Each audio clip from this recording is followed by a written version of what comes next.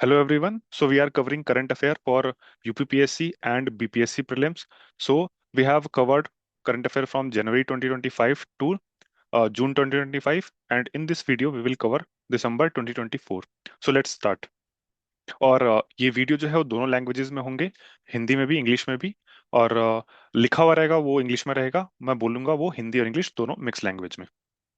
तो ये Hindi medium English medium दोनों के लिए उपयोगी होगा। सो दिसंबर 2024 की न्यूज शुरू करते हैं। तो इटली ने पास किया है सरोगेसी को यूनिवर्सल क्राइम डिक्लेयर करने के लिए एक लॉ पास किया है। सो इंपॉर्टेंट यही है कि सरोगेसी को यूनिवर्सल क्राइम किस कंट्री ने डिक्लेयर किया है, इटली ने डिक्लेयर किया है, दैट इज ऑल। फिर टेटो वन एक हाइड्रो इलेक्ट्रिक प्रोजेक्ट है, ये कहाँ लगाया गया, अरुणाचल प्रदेश में लगाया गया है। इसकी कैपेसिटी 780 मेगावाट है। So this is important to know. Tato one नाम अजीब सा है, लेकिन Tato one hydro electric project, Arunachal Pradesh. फिर इंडियन इंटरनेशनल साइंस फेस्टिवल का वेन्यू क्या था?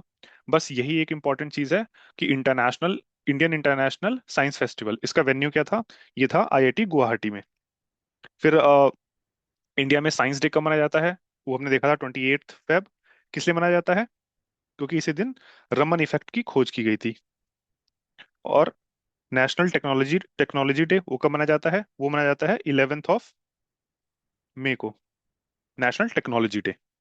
सो मसाटो कांडा, ये एशियन डेवलपमेंट बैंक के 11th प्रेसिडेंट बने हैं, एशियन डेवलपमेंट बैंक के। और ये जापान से चेयरमैन बनने वाले पहले इंसान हैं, मसाटो कांडा। वैसे ये एशियन डेवलपमेंट बैंक के 11th प्रेसिडेंट चुने गए हैं, लेकिन जापान से चुने जाने वाले पहले व्यक्ति हैं। फिर स्कॉच अवार्ड। स्कॉच अवार्ड, दो इंपॉर्टेंट चीजें। स्कॉच अवार्ड किस लिए दिया जाता है? ये पब्लिक सर्विस के लिए दिया जाता है। और इसमें किसको दिया गया है? ये महाराष्ट्र को दिया गया है। So Skoch award is for public service and excellence in public service and digitalisation. And किसको मिला है? ये महाराष्ट्र को मिला है ये। फिर गुजरात का घर चोला, इसको मिला है जीआई टैग। और ये है क्या? घर चोला एक ट्रेडिशनल वेडिंग साड़ी है जो गुजरात की है, तो इसको जीआई टैग दिया गया है। और फर्स्ट प्रोडक्ट, इंडियन प्रोडक्ट जिसको जीआई टैग दिया गया था वो क्या था? वो दिया गया था 2004 में। It was Darjeeling tea. So घर चोला जीआई टैग दिया गया है, और ये कहाँ का प्रोडक्ट है? ये गुजरात का प्रोडक्ट है। फिर next news is about Megong festival. Megong festival 2024 का मनाया गया, कहाँ पे? मेघालय में मनाया गया। ये एक जैसा हम जानते हैं मेघालय में तीन हिल्स हैं, गारो खासी जयंतिया। एंड उन्हीं हिल्स के नाम पर तीन ट्राइब्स भी वहाँ रहती हैं, सेम नेम पे, गारो खासी जयंतिया। तो one of the tribe Garo, इसका ट्रेडिशन है ये मिगोंग। इसका सिग्निफिकेंस क्या है? It is celebration of local culture, music, dance and traditional art. So याद क्या रखना है? मिगोंग, मेकोंग नहीं, मेकोंग इज रिवर। वो साउथ ईस्ट एशिया में बहती है। स्पेसिफिकली जो पांच देश हैं इंडिया के ईस्टर्न साइड में, जैसे Myanmar, Thailand, Laos, Cambodia and Vietnam, वहां बहती है रिवर मेकोंग। ये मी गोंग है, me apostrophe S and apostrophe and gong, Megong festival. It is of Garo tradition. So another important news is about Russia's RS-28 Sarmat missile. तो ये Russia का नाम है Sarmat missile, but western media में इसको Saturn to के नाम से जाना जाता है। तो सटर्न टू ये है क्या? ये एक super heavy inter continental ballistic missile है। इससे पहले हम लोगों ने हाइपरसोनिक मिसाइल देखे थे रशिया के, एक था जिरकॉन और एक एवनगार्ड। तो दो इंपॉर्टेंट ये मिसाइल हैं, हाइपरसोनिक मिसाइल, ये रशिया के हैं। और जो सटर्न टू या सरमत RS-28 सरमत मिसाइल, ये क्या है? ये इंटर कॉन्टिनेंटल बैलिस्टिक मिसाइल है। सी ऑब्वियसली ये न्यूक्लियर कैपेबल है, न्यूक्लियर कैपेबल वॉर हेड्स को ले जा सकता है। So this is important. फिर हरिमाऊ शक्ति इंडिया और मलेशिया के बीच का एक जॉइंट मिलिट्री एक्सरसाइज है, हरिमाऊ शक्ति। इससे ज्यादा कुछ और याद नहीं रखना है। हरिमाऊ शक्ति is joint military exercise between India and Malaysia. हुआ कहाँ है? ये मलेशिया में हुआ है, नॉट इन इंडिया। ये मलेशिया में हुआ है। बस इतना ही याद रह जाए तो ये क्वेश्चन अटेम्प्ट हो जाएगा। हुआ कहाँ है? हरिमाऊ शक्ति इंडिया मलेशिया। और इसकी लोकेशन क्या थी 2024 के एक्सरसाइज की? मलेशिया। ऑब्जेक्टिव ठीक है, cooperation in counter terrorism, okay fine. फिर first India maritime heritage conference, ये कहाँ ऑर्गेनाइज की गई है? ये अच्छा, ये दिसंबर 11 से 12 के बीच में ऑर्गेनाइज की गई थी, और किसने करी है? Ministry of port, shipping and waterways ने करी है। तो first India maritime heritage conference. So maritime heritage conference से एक चीज और इंपॉर्टेंट है कि मैरीटाइम म्यूजियम बनाया गया है, मैरीटाइम हेरिटेज म्यूजियम, वो लोथल में बनाया गया है, मैरीटाइम हेरिटेज म्यूजियम। और एक मैरीटाइम से रिलेटेड एक इंपॉर्टेंट कन्वेंशन है जिसको हांगकांग कन्वेंशन बोलते हैं। Hong Kong convention, this is regarding safety of the ship. Ship जो ब्रेक की जाती है, उससे जो मरीन पोल्यूशन होता है उसको रोक, उसकी रोकथाम के लिए हांगकांग कन्वेंशन साइन किया गया था। So this is important to know. इन मैरीटाइम हेरिटेज म्यूजियम कहाँ बनाया जा रहा है? लोथल में बनाया जा रहा है। Lothal one of the very important Indus valley site, और एक हांगकांग कन्वेंशन। तो दो इंपॉर्टेंट चीजें हैं। और first India India maritime heritage conference, ये ministry of port shipping and waterways ने ऑर्गेनाइज किया है। और इसका थीम क्या है? Understanding India's place in global maritime history. ठीक है। फिर वर्ल्ड मैरीटाइम टेक्नोलॉजी कॉन्फ्रेंस, ये कहाँ ऑर्गेनाइज किया गया? ये लीला पैलेस, चेन्नई में ऑर्गेनाइज किया गया है। इससे ज्यादा और इंपॉर्टेंट है नहीं इसमें कुछ। वर्ल्ड मैरीटाइम टेक्नोलॉजी कॉन्फ्रेंस, और ऑर्गेनाइज किसने किया है? World maritime technology congress. ठीक है। This is this two things and once every 3 years. ये हर साल नहीं होता है, ये हर 3 साल में एक बार ऑर्गेनाइज किया जाता है। तो ये तीन इंपॉर्टेंट चीजें। एक वर्ल्ड मैरीटाइम टेक्नोलॉजी कॉन्फ्रेंस कहाँ हुआ है? लीला पैलेस, चेन्नई। किसने ऑर्गेनाइज किया है? World maritime technology Congress. और ये हर 3 साल में एक बार ऑर्गेनाइज किया जाता है। फिर मारबर्ग वायरस आउटब्रेक। मारबर्ग, ये इसमें दो इंपॉर्टेंट चीजें पूछ सकता है। मार्बर्ग ये क्या है? ये एक वायरल डिजीज है, या बैक्टीरियल डिजीज है, या और प्रोटोजुअन डिजीज है? दो चीज, एक तो ये पूछ सकता है। फिर कंट्री, कौन सी कंट्री में इसको कौन सी कंट्री में इसका आउटब्रेक हुआ है? तो ये दो चीजें याद रखनी है। Marburg virus, country, country Rwanda. Rwanda से आया है, रवांडा, रवांडा प्लान यूके का एक प्लान है। ये भी एक इम्पोर्टेंट है, इसको भी याद रख सकते हैं। रवांडा प्लान यूके में जो रवांडा से आए हुए जितने माइग्रेंट्स हैं उनको वापस रिपोर्ट करने के लिए यूके का एक प्लान प्लान है, ये जिसको नाम दिया गया रवांडा प्लान। फिर उबेर शिकारा, ये इंडिया का पहला वाटर ट्रांसपोर्ट सर्विस है। कहाँ पे? डल लेक में। ना सिर्फ इंडिया का बल्कि एशिया का भी ये पहला वाटर वाटर ट्रांसपोर्ट सर्विस है।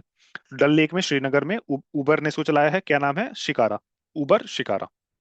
फिर क्रोनिक पल्मोनरी पल्मोनरी एस्परगिलोसिस, ये एक फंगल इन्फेक्शन है। ठीक है। अगर पूछेगा भी तो मैक्सिमम यही पूछेगा कि ये इस डिजीज का नाम दे देगा, और ये है क्या? फंगल इन्फेक्शन, जैसे हमने देखा मार्बर्ग वारा वायरस वायरस है या बैक्टीरिया है, ये पूछ सकता है। फिर क्रोनिक, ये नाम देके ये पूछ सकता है कि ये फंगल इन्फेक्शन है या फिर बैक्टीरियल इन्फेक्शन है, या फिर वायरल इन्फेक्शन है। तो याद कर रखना है ये फंगल इन्फेक्शन है। ठीक है।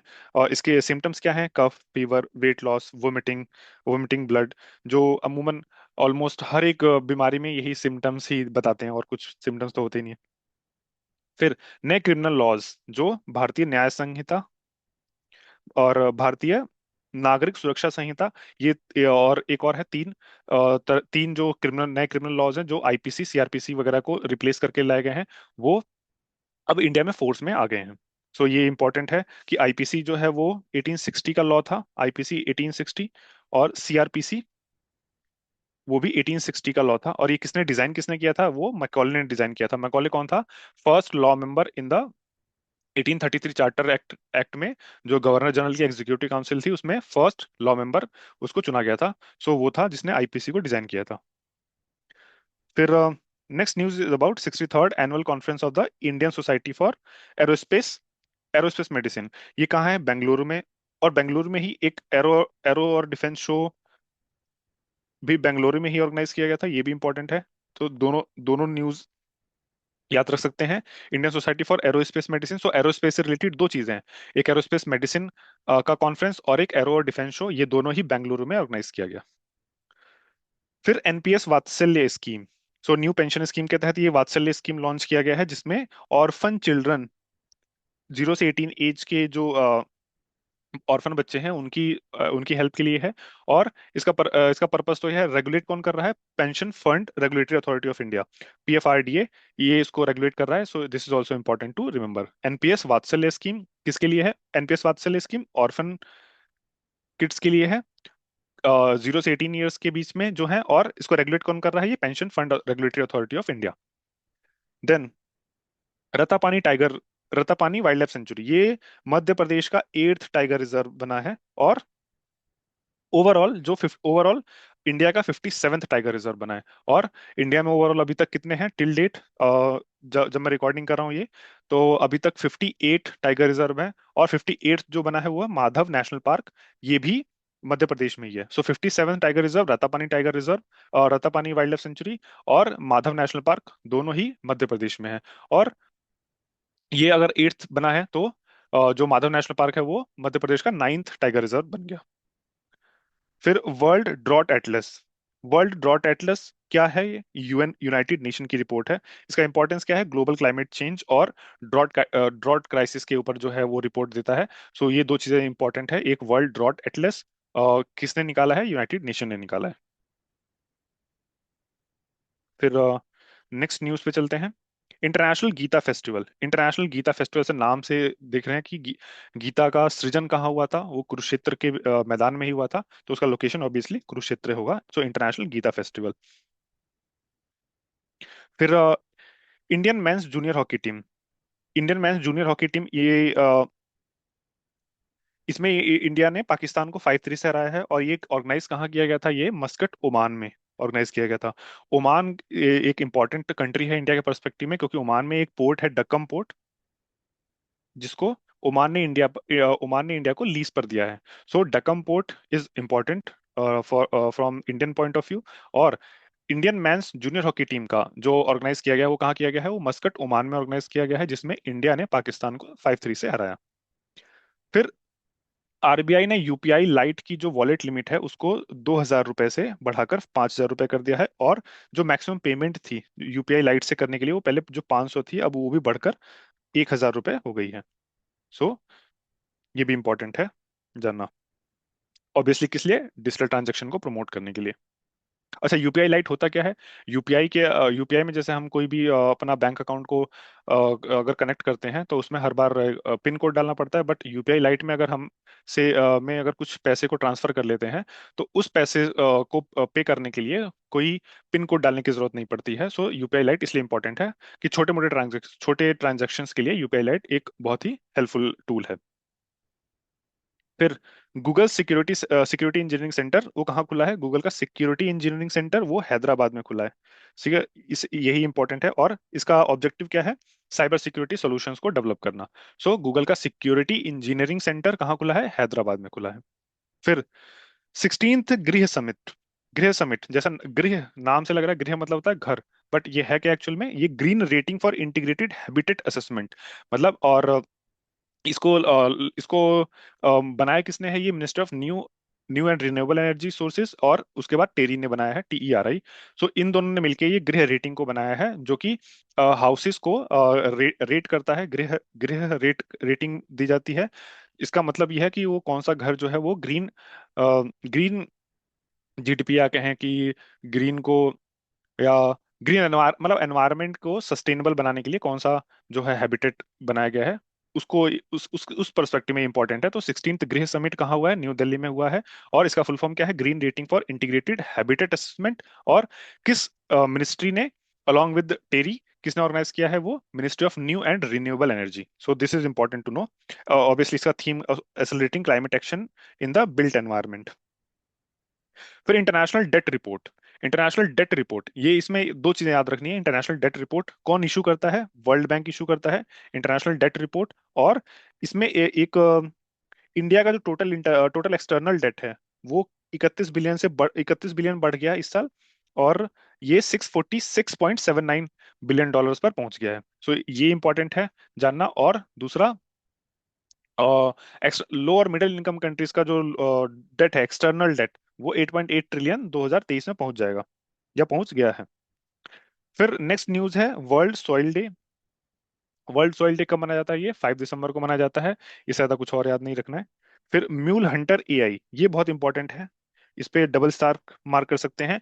ये पूछे जाने की संभावना बहुत ज्यादा है। ये किसने लॉन्च किया है? ये आरबीआई ने लॉन्च किया है। और किस लिए है? फाइनेंशियल फ्रॉड को आइडेंटिफाई करने के लिए, कि फाइनेंशियल फ्रॉड आज के समय बहुत बढ़ रहे हैं, तो उसको आइडेंटिफाई करने के लिए, उसको टैकल करने के लिए आरबीआई का एक इनिशिएटिव है, वो है MuleHunter.ai। फिर इंदिरा गांधी पीस प्राइज। 2024 किसको दिया गया है? ये farmer Chilean president Michael Bachelet को दिया गया है इंदिरा गांधी पीस प्राइज। सो फॉर्मर चिलियन प्रेसिडेंट कौन है? Michael Bachelet. ठीक है, ये नाम याद रखना है। और ये प्रोवाइड कौन करता है? Indira Gandhi memorial trust. So Indira Gandhi peace prize किसके लिए दिया गया है? नाम में ही इंदिरा गांधी पीस प्राइज है। Obviously peace disarmament and development के लिए दिया जाता है। तो फॉर्मर जो चिली के प्रेसिडेंट थे माइकल बैचलेट, उनको ये अवार्ड दिया गया है। फिर बीमा सखी स्कीम, ये पानीपत से लॉन्च किया गया है। अभी हमने देखा इंटरनेशनल गीता फेस्टिवल, वो कहाँ से आया था? वो कुरुक्षेत्र से था। अब बीमा सखी स्कीम वो पानीपत से लॉन्च किया गया है। ठीक है, ये इसका ऑब्जेक्टिव क्या है? To provide employment to rural women in insurance sector and increase their financial literacy. ठीक है, ये इसका ऑब्जेक्टिव है, इससे ज्यादा कुछ और याद नहीं रखना है। बीमा सखी स्कीम पानीपत हरियाणा से लॉन्च किया गया है। फिर Uttar Pradesh is the first state to fully implement government e marketplace. Government e marketplace का मतलब ये है कि गवर्नमेंट सेक्टर में कोई भी अगर एक्विजिशन करना है, किसी भी चीज को खरीदना है, तो वो अब सीधा जेम पोर्टल से ही खरीदा जाएगा। तो उत्तर प्रदेश पहला ऐसा स्टेट बन गया है जिसने जेम को फुल्ली इंप्लीमेंट किया है। So this is important to know. ये एक इंडिजिनस प्रोडक्ट्स को बढ़ावा देने के लिए है, और दूसरा आत्मनिर्भर भारत को बढ़ावा देगा। और साथ ही उत्तर प्रदेश में करप्शन को कम करने के लिए एक इम्पॉर्टेंट पहल है ये। तो उत्तर प्रदेश पहला स्टेट बना है जेम को प्रमोट करने के लिए, जेम को फुली इंप्लीमेंट करने वाला। फिर इंटरनेशनल एंटी करप्शन डे, ठीक है, 9 दिसंबर को मनाया जाता है इंटरनेशनल एंटी करप्शन डे। और जो ट्रांसपेरेंसी इंटरनेशनल द्वारा करप्शन परसेप्शन इंडेक्स निकाला जाता है, उसमें इंडिया की रैंक क्या थी? 96 रैंक थी। Transparency international corruption perception index. फिर इंडिया इंटरनेट गवर्नेंस फोरम, ये कहाँ ऑर्गेनाइज किया गया? न्यू दिल्ली में ऑर्गेनाइज किया गया। इसका ऑब्जेक्टिव क्या था? To discuss internet governance, that is e governance and cyber security and digital policy. तो ये इंपॉर्टेंट है, बस लोकेशन कहाँ है? नई दिल्ली में ऑर्गेनाइज किया गया था। इसका ऑब्जेक्टिव आइडेंटिफाई करना इतना डिफिकल्ट नहीं है, नाम से ही इसका ऑब्जेक्टिव आइडेंटिफाई हो जाता है। India internet governance forum 2024। फिर जसलीन कौर, इनको टर्नर प्राइज दिया गया है। टर्नर प्राइज इनका किस लिए? इनका एग्जीबिशन था ऑल्टर अल्टार, ये नाम है। ALTER alter, ALTAR Alt. और जसलीन कौर हैं कौन? नाम से इंडियन लग रही है लेकिन ये नहीं है, स्कॉटिश, स्कॉटिश हैं ये। So she is Scottish Sikh artist. So ये याद रखना है कि देश पूछ सकता है कि जसलीन कौर हैं कहाँ की। और ये बहुत इजी ट्रैप है कि इंडिया लिखा रहेगा तो इसमें बहुत से बच्चे इंडिया मार्क करके आएंगे, या मैक्सिमम अगर कनाडा लिखा है तो कनाडा भी मार्क कर सकते हैं। But she is Scottish. फिर INS तुशील, ये रशिया में गया था। बस ये और कुछ याद नहीं रखना, INS तुशील।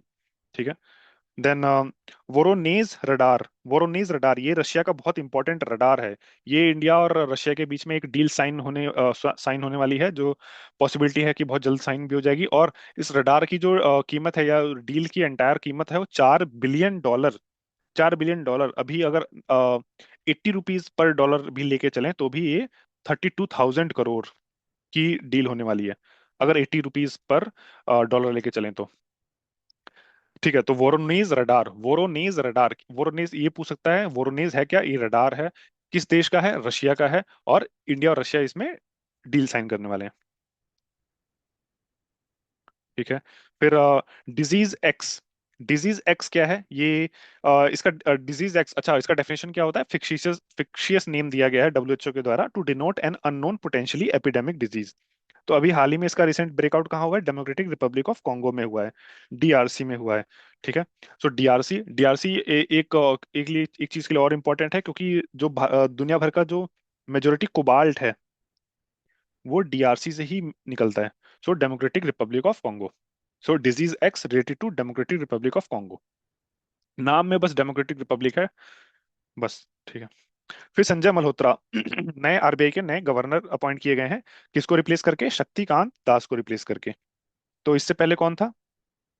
इससे पहले शक्तिकांत दास, जिन्होंने 2 टर्म्स सर्व किए थे, 2018 से 21, देन 2021 से 2024। ठीक है, 3 साल का टर्म होता है गवर्नर का, तो उन्होंने 2 टर्म सर्व किए थे और ये रिटायर हो गए हैं। अब इनकी जगह कौन ले रहा है? संजय मल्होत्रा। इनका प्रीवियस पोजीशन क्या था? रेवेन्यू सेक्रेटरी थे ये। ठीक है। और दूसरा ये है कि RBI में क्या होता है? Monetary policy committee. Monetary policy committee, इसमें 6 मेंबर होते हैं। 6 में से 3 जो है वो RBI के मेंबर होते हैं, और 3 को गवर्नमेंट अपॉइंट करती है। तो मॉनेटरी पॉलिसी कमेटी करती क्या है, अच्छा, मॉनेटरी पॉलिसी कमेटी का मैंडेट क्या होता है कि वो साल भर में मिनिमम 4 मीटिंग को करनी है।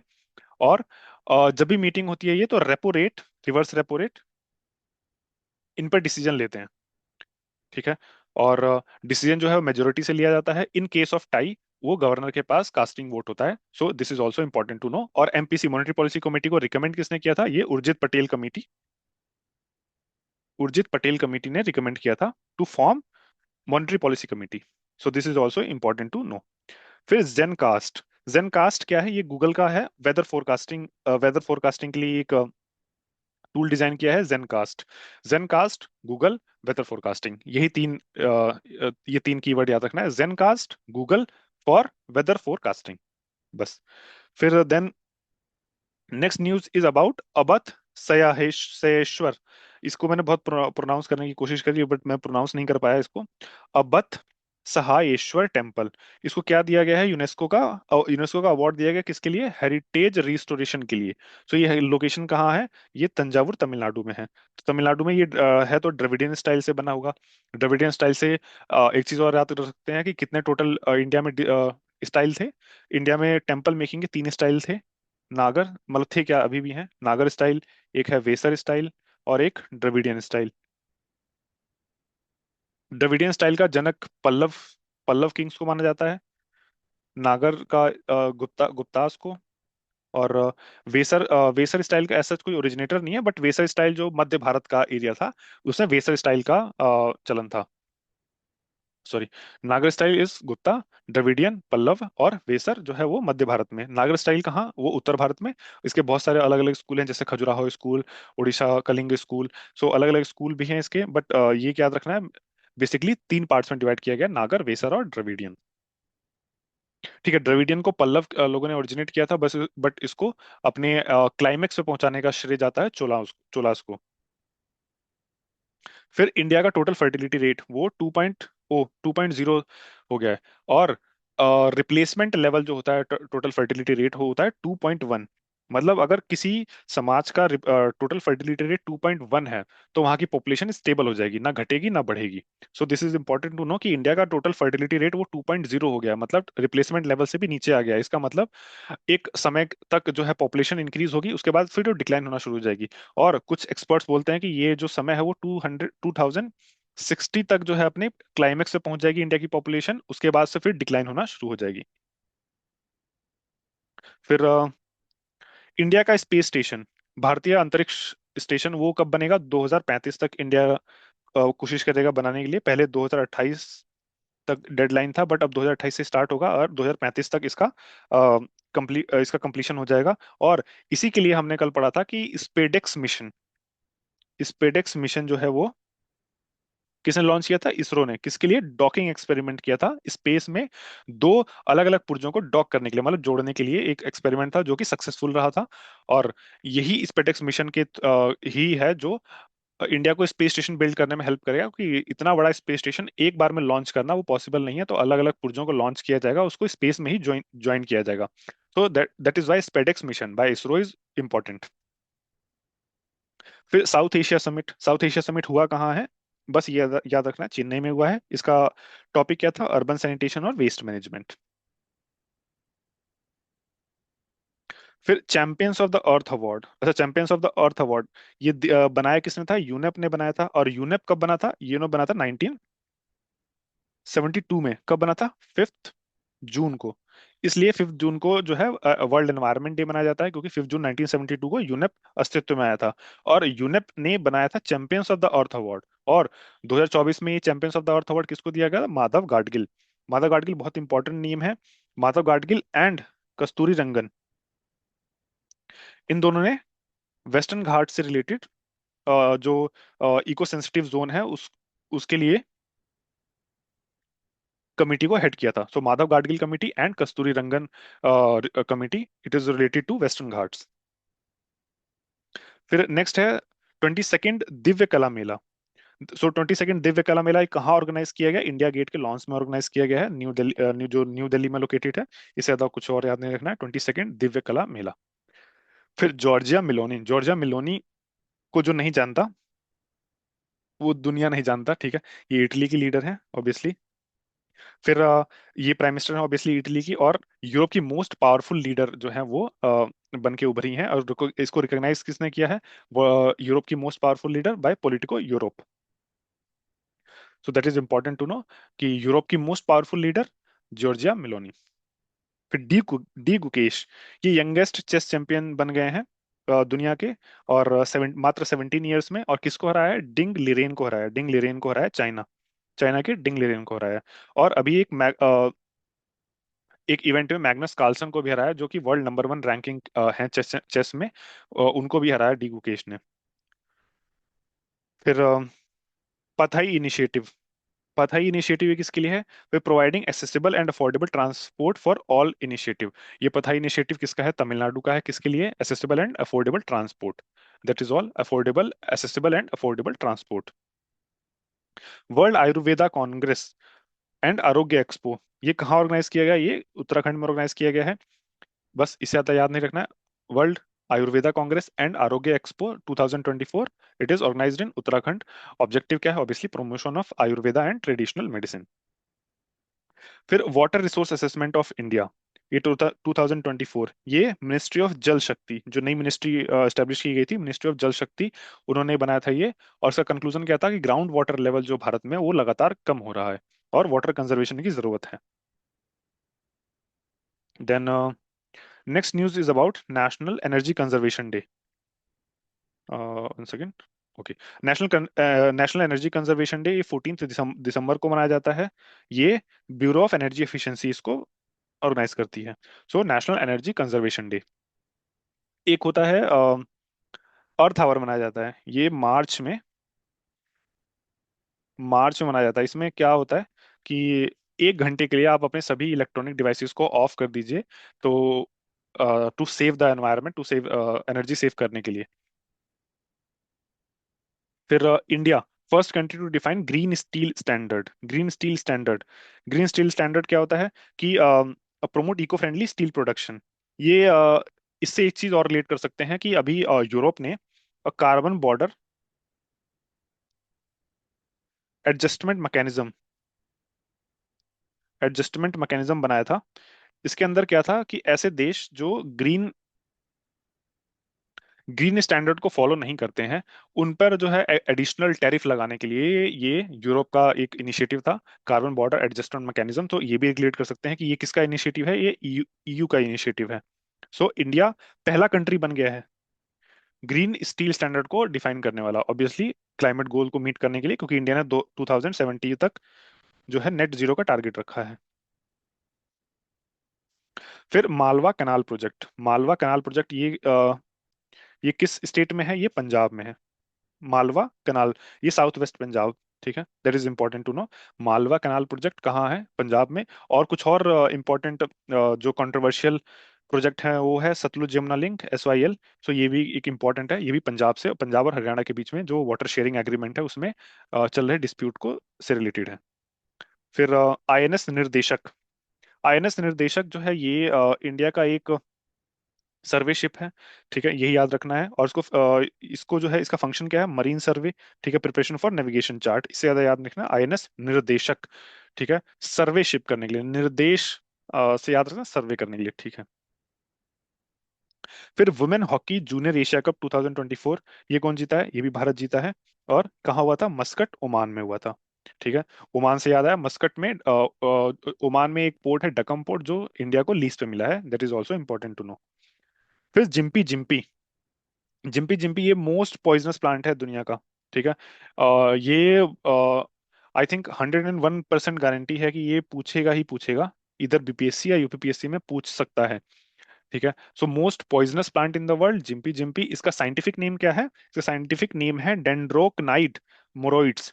साइंटिफिक नेम है डेंड्रोकनाइट्स मोरोइड्स। तो दोनों नाम से पूछ सकता है, डेंड्रोकनोइड्स मोरोइड्स या जिम्पी जिम्पी। जिम्पी जिम्पी इसका कॉमन नेम है। लोकेशन कहाँ है? ऑस्ट्रेलिया में है ये मोस्ट पॉइजनस प्लांट,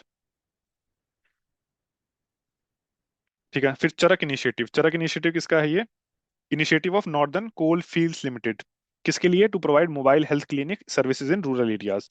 ठीक है। चरक जैसे नाम से जानते हैं, चरक जो है वो फिजिशियन थे, वो एक मेडिकल फील्ड से रिलेटेड थे। दो नाम है इंपॉर्टेंट, एक चरक थे और एक सुश्रुत। तो भारतीय इतिहास में दो इंपॉर्टेंट नाम है, चरक और सुश्रुत, दोनों मेडिकल फील्ड से रिलेटेड हैं। सो अगर चरक इनिशिएटिव बोल रहा है तो वो भी मेडिकल फील्ड से रिलेटेड होना चाहिए। तो इससे याद रख सकते हैं कि ये मोबाइल हेल्थ क्लिनिक प्रोवाइड करेगा रूरल एरियाज में। फिर next news is about Mikheil Kavelashvili. ये जॉर्जिया के नए प्रेसिडेंट बने हैं, मिखाइल कवेलाश्वी। ठीक है, इसलिए इंपॉर्टेंट है ये। और ये फुटबॉलर थे पहले, जो अब पॉलिटिशियन बन गए हैं। फिर next is SARAT initiative. SARAT initiative is for search and rescue support equipment. SARAT initiative search and report search and rescue support equipment, ये डेवलप किसने किया है? इनकॉइस ने डेवलप किया है, Indian national centre for ocean for information services. और ये किस मिनिस्ट्री के अंडर में आता है? Ministry of earth sciences. एक second, ministry of earth sciences के अंडर में आता है INCOIS. So it is also important to know. फिर इंडिया का फर्स्ट डायबिटीज बायो बैंक, ये कहाँ बनाया जा रहा है? ये चेन्नई में बनाया जा रहा है। और इसको बना कौन रहा है? Indian council for medical research and Madras diabetes research foundation, ये दोनों मिलकर बना रहे हैं इंडिया का पहला डायबिटीज बायो बैंक। फिर water career scheme. Water career scheme ये कहाँ की है? ओडिशा की स्कीम है। एक सब स्कीम इसका पार्ट है drink from tap mission. Drink from tap mission Odisha का एक मिशन है, उसके अंडर में एक सब स्कीम है वाटर कैरियर स्कीम। सो ये ऑब्जेक्टिव क्या है इसका? Supply of safe drinking water to every household in rural areas. जैसे यूपी बिहार में चल रहा है हर घर नल से जल। सो उसी चीज पर है drink from tap mission, Odisha का स्कीम है, ये वाटर कैरियर स्कीम। फिर गढ़ी माई फेस्टिवल। गढ़ी माई फेस्टिवल ये नेपाल में मनाया जाता है, और ये बहुत थोड़ा कंट्रोवर्शियल है। कंट्रोवर्शियल इसलिए है क्योंकि वर्ल्ड का लार्जेस्ट एनिमल सेक्रीफाइस फेस्टिवल है। ठीक है, इसलिए ये कंट्रोवर्शियल है। गढ़ी माई फेस्टिवल है कहाँ का? नेपाल का है ये। It is a Hindu festival. फिर डार्क ईगल मिसाइल सिस्टम। ठीक है, डार्क ईगल मिसाइल सिस्टम ये कहाँ का है? हाइपरसोनिक वेपन सिस्टम है, किसका है? यूएसए का। तो रशिया का हमने हाइपरसोनिक मिसाइल सिस्टम देखा था, दो दो इंपॉर्टेंट नाम थे, जिरकॉन और एवनगार्ड। ये किसके थे? ये रशिया के थे। And dark eagle missile system ये किसका है? ये यूएसए का है। और अ, ये हाइपरसोनिक मिसाइल क्या होता है? जिसकी स्पीड मैक 5 से बियॉन्ड होती है, वो हाइपरसोनिक मिसाइल होता है। फिर इंटरनेशनल माउंटेन डे, ये 11 दिसंबर को मनाया जाता है। ठीक है, इससे ज्यादा कुछ और याद रखना है। और फूड एंड एग्रीकल्चर ऑर्गेनाइजेशन फाओ फाओ इसको ऑर्गेनाइज करता है। ठीक है, ये याद रखना है, इंटरनेशनल माउंटेन डे 11 दिसंबर। फिर अदर इंपॉर्टेंट वन लाइनर्स, सिनबेक्स। सिनबेक्स क्या है? ये joint joint military exercise between India और कंबोडिया। ठीक है, सिनबेक्स इंडिया और कंबोडिया। फिर नमीबिया की पहली वुमेन प्रेसिडेंट कौन है? नतुम्बो नंदी नतवा। ठीक है, ये नाम है। और नमीबिया इसलिए इंपॉर्टेंट हो जाता है क्योंकि अभी जो प्राइम मिनिस्टर मोदी जी की विजिट है वो नमीबिया और अर्जेंटीना दोनों देशों और घना, ये तीन चार देशों में गए हैं, जिसमें नमीबिया भी एक इंपॉर्टेंट देश है। फिर ह्यूमन केप बुफेलो कॉन्फ्लिक्ट, ये जो है कहाँ ऑर्गेनाइज किया जाता है? ये तंजानिया में ऑर्गेनाइज किया जाता है। तंजानिया एक और चीज के लिए इंपॉर्टेंट है, क्योंकि तंजानिया में जो है आईआईटी मद्रास, तंजानिया में जिंजीबार आइलैंड में अपना ओवरसीज कैंपस बनाया है तंजानिया में। सो ह्यूमन ह्यूमन के बुफेलो कॉन्फ्लिक्ट ये भी कहाँ होता है? ये भी तंजानिया में होता है। फिर स्विट्जरलैंड ने इंडिया का मोस्ट फेवर्ड नेशन का स्टेटस जो है वो सस्पेंड कर दिया है। मोस्ट फेवर्ड नेशन ये डब्ल्यूटीओ के नॉर्म्स के अंडर में आता है। मोस्ट फेवर्ड नेशन का मतलब ये है कि अगर दो देश ए एंड बी, इन्होंने एक दूसरे को मोस्ट फेवर्ड नेशन का दर्जा दिया हुआ है, तो अगर ये किसी और कंट्री पर अगर कोई टैरिफ हटाते हैं या लगाते हैं, तो वो फायदा एक ए जो है वो बी को भी देगा, बी जो है ए को भी देगा। सो मोस्ट फेवर्ड नेशन का मीनिंग ये होता है, और स्विट्जरलैंड ने इसको इंडिया का मोस्ट फेवर्ड नेशन का स्टेटस को सस्पेंड कर दिया है। सो हालांकि मोस्ट फेवर्ड नेशन होता क्या है ये तो नहीं पूछने वाला है, किसने सस्पेंड किया है मैक्सिमम यही पूछेगा। और मोस्ट फेवर्ड नेशन ये यूपीएससी पॉइंट ऑफ व्यू से इंपॉर्टेंट हो जाता है। फिर इसी साथ जो है ये दिसंबर मंथ के करंट अफेयर खत्म हो जाते हैं। इस सीरीज में हम लोगों ने अभी तक जून 2025 से बैकवर्ड चलते हुए मई अप्रैल मार्च करते करते हम लोगों ने दिसंबर 2024 का करंट अफेयर्स भी इस वीडियो में समाप्त कर लिया है। नेक्स्ट वीडियो में हम लोग नवंबर 2024 के करंट अफेयर्स को करेंगे। और ये करंट अफेयर की सीरीज 27 जुलाई को जो RO ARO का एग्जाम है, RO ARO, उसके लिए भी इम्पोर्टेंट है। फिर UPPSC प्री, जो 12 अक्टूबर को ऑर्गेनाइज किया जाने वाला है, उसके लिए भी इम्पोर्टेंट है। और 71st BPSC, उसके लिए भी इम्पोर्टेंट है। तो तीनों ही एग्जाम्स के लिए ये करंट अफेयर की सीरीज इंपॉर्टेंट है।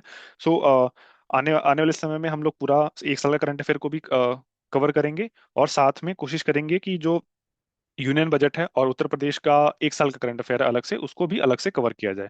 तो बने रहिए इस चैनल पे, तब तक के लिए धन्यवाद।